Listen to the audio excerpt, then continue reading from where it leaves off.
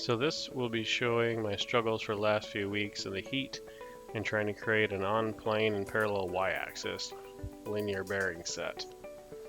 I start with looking at the tools I'll be using, like a laser, center punch, and these black transfer punches, all courtesy of Harbor Freight. Or wait, I bought them, so I guess not a courtesy at all. I start off trying to show you what my plan of action was as I mounted my rail temporarily with 11-inch clamps. I attempted to make my table as level as I can with a bubble level or two.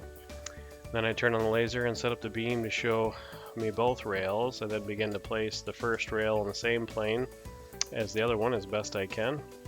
I later realize I'm dropping the front just a hair for the laser, so I have to match that when I install the second rail.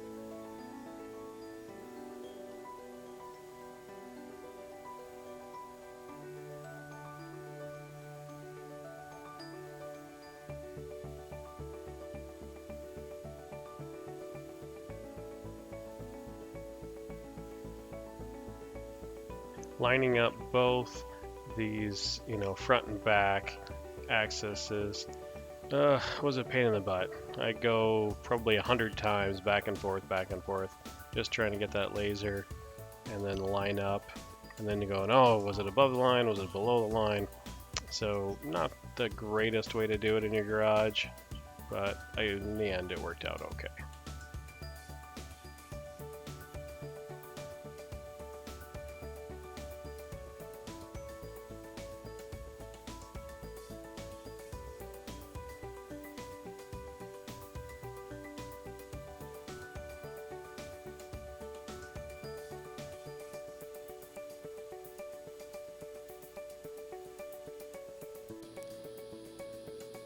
Although this is going to be tough to see, I'm showing you what it's like with the lights off in the garage, and I kind of use that to help me keep it straight as possible. The light is shining the brightest.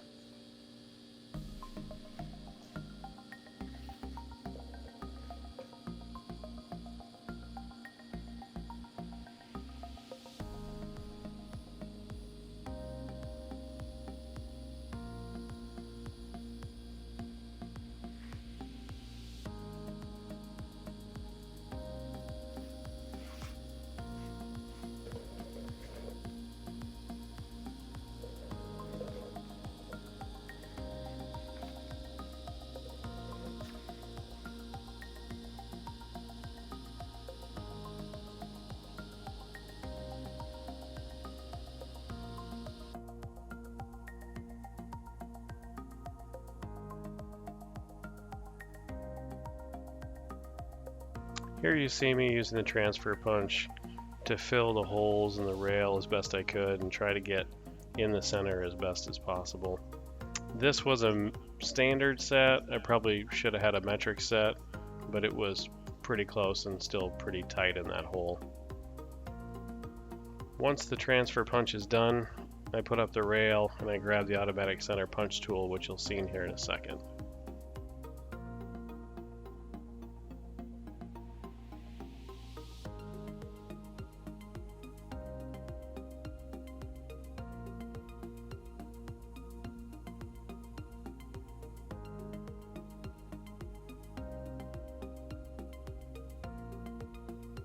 I am also just using a rubber small hammer, so it's just a little light taps. Doesn't hurt the tip, but it still transfers into the metal.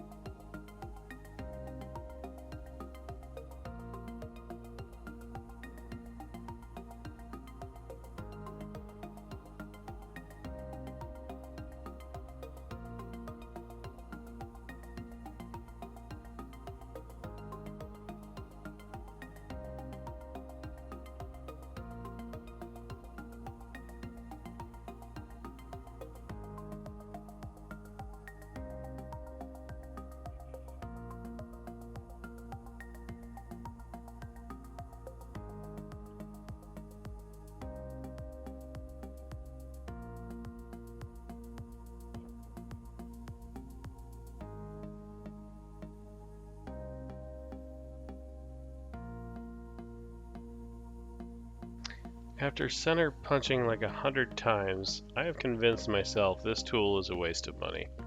It would have been far better and faster to just use a center punch and a small hammer. Plus, I'm pretty sure the center punch's transfers would have been deeper. Later, this would cause me some heartaches, as keeping those drill bits straight or, in the middle of what you're trying to center punch is quite challenging. The drill bits like to walk quite a bit on you.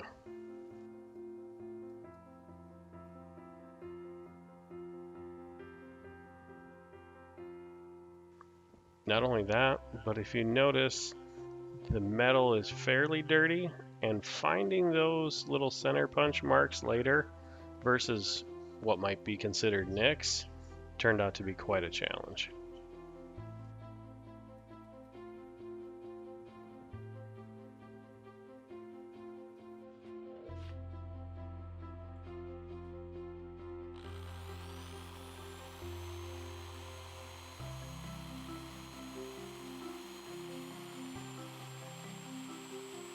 So I decided to use my Bosch corded drill, so I just wouldn't go through Milwaukee batteries left and right. This was okay. It was pretty easy to control the speed.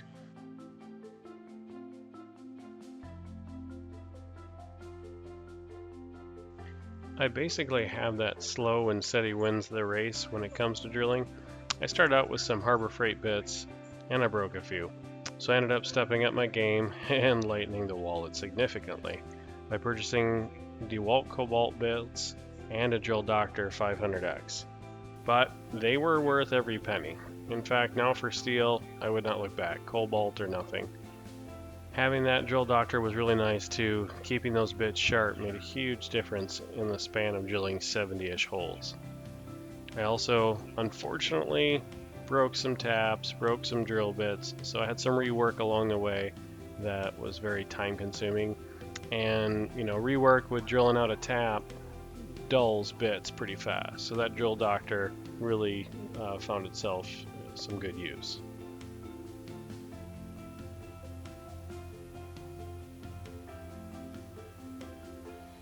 So as you can see, I did finally make, I don't know if you call it a straightening jig, or something that helped me stay 90 degrees for the most part with the bits and the tap. Of course, through the magic of video, you can see that I may not have been completely 90 degree, but fairly close for this project. And you'll also notice I've been doing the tap by hand. It's slow, it's painful. I actually did break 2 5mm taps in this process, which is very frustrating. Especially when you have to drill them out. That metal is super hard.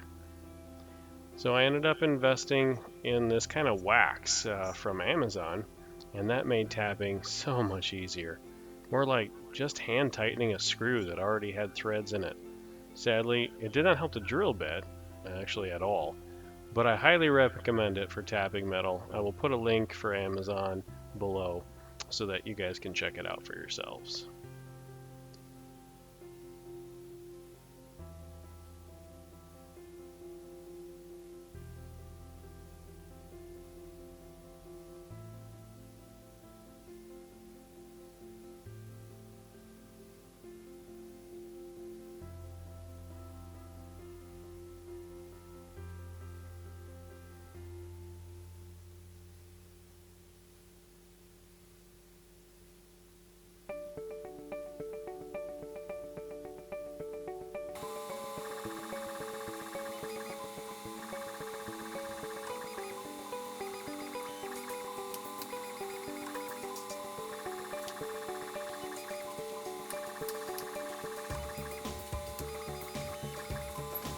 Now, while it is roasting outside every day, and the humidity just made it really uncomfortable to work in the garage, I started 3D printing a bunch of parts.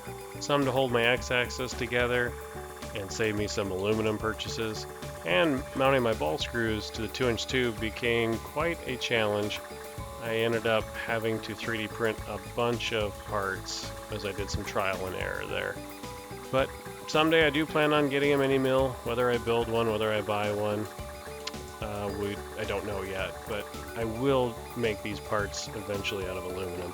But for now, this PET plastic is pretty strong. I made it at 43% infill, so it's about as solid as you're going to get for this plastic. You don't gain a whole lot of more strength the more you get past 50% infill anyways.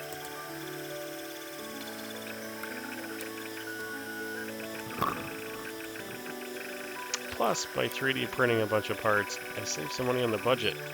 The spool costs like 17 bucks off Amazon. And you just can't beat that for the quality of plastic you get.